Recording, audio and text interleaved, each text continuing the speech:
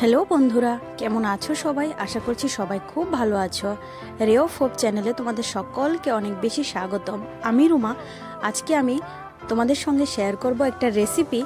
তো একটা নতুন বছর শুরু হয়ে গেছে, একটা নতুন রেসিপি শেয়ার না করলেই নয়।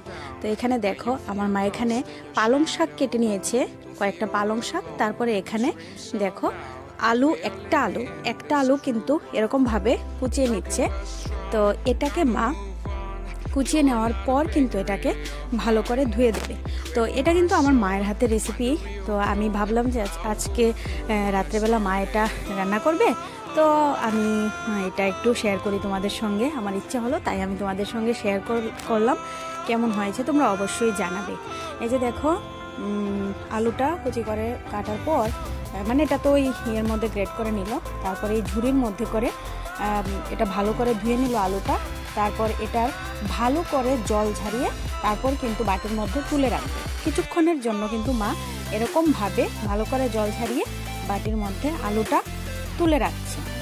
তো এরকম করে অনেকক্ষণ, ধরো 1 থেকে 1.5 ঘন্টা পরে এই যে দেখো আলুটা এরকমভাবে হয়ে গেছে, একদম ঝিরিঝিরি হয়ে গেছে। মানে এটার মধ্যে আর জল নেই, এখনও আপাতত জল নেই। এটা ধোয়ার সঙ্গে সঙ্গে যখন জল ঝারিয়ে রেখেছিল তখন কিন্তু আমি এটা তোমাদের দেখাচ্ছি। আর এদিকে দেখো পালং শাকটা কুচি কুচি করে কেটে রেখে দিয়েছে।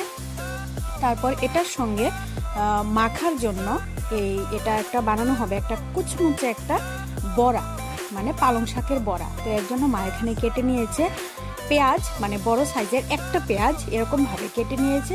তারপর এখানে নিয়ে নিয়েছে কালো জিরে, আর তারপরে কাঁচা লঙ্কা কুচি, তারপরে একটু গোলমরিচ গুঁড়ো। তো এগুলি মানিয়ে নিয়েছে। তো এগুলি এখন কাটার মতো ছিল, এজন্য মা একসঙ্গে সবগুলি কেটে রেখে দিয়েছে।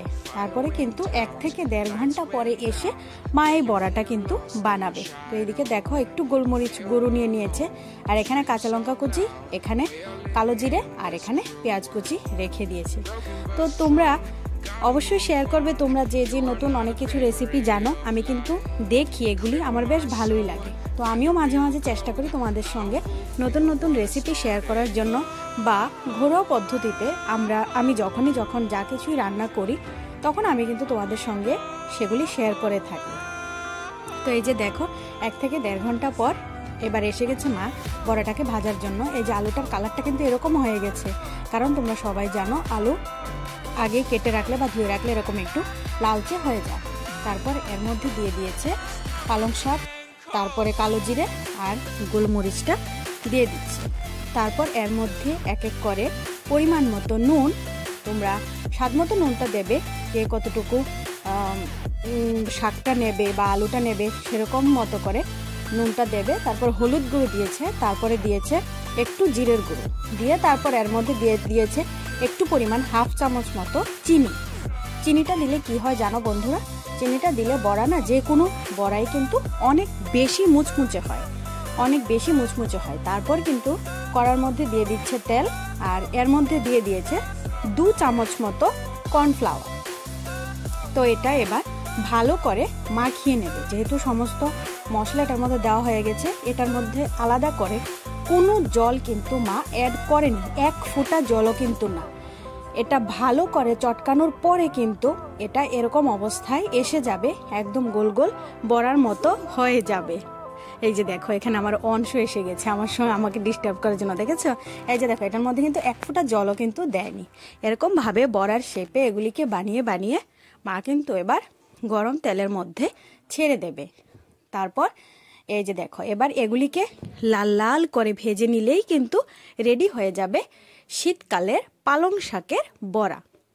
তো রাত্রেবেলার জন্য কিন্তু এই রেসিপিটা সবার জন্যই কিন্তু খুব ভালো লাগে, কারণ রাত্রেবেলা না, ধরো একটা সেদ্ধ বা একটা বড়া দিয়ে কিন্তু সবার কিন্তু গরম গরম ভাতটা খাওয়া হয়ে যায়। তো আমার ভিডিওটা আজকে কেমন লেগেছে বা রেসিপিটা কেমন লেগেছে তোমরা অবশ্যই আমাকে কমেন্ট করে জানাবে। আর এই যে দেখো লাল লাল করে বড়াগুলি ভাজাও হয়ে গেছে, আর খেতে কিন্তু বন্ধুরা দারুণ হয়েছিল, বেশ মুচমুচে হয়েছিল কিন্তু। তো আমি এটা এখানেই শেষ করছি আজকের ব্লগটা। আজকে সম্পূর্ণই তোমাদের সঙ্গে একটা রান্নার ব্লগ শেয়ার করলাম। তো এরপর তোমরা যদি ভালো লেগে থাকে আরও কমেন্ট করে জানাবে কি ধরনের রান্না চাও। Tata, by.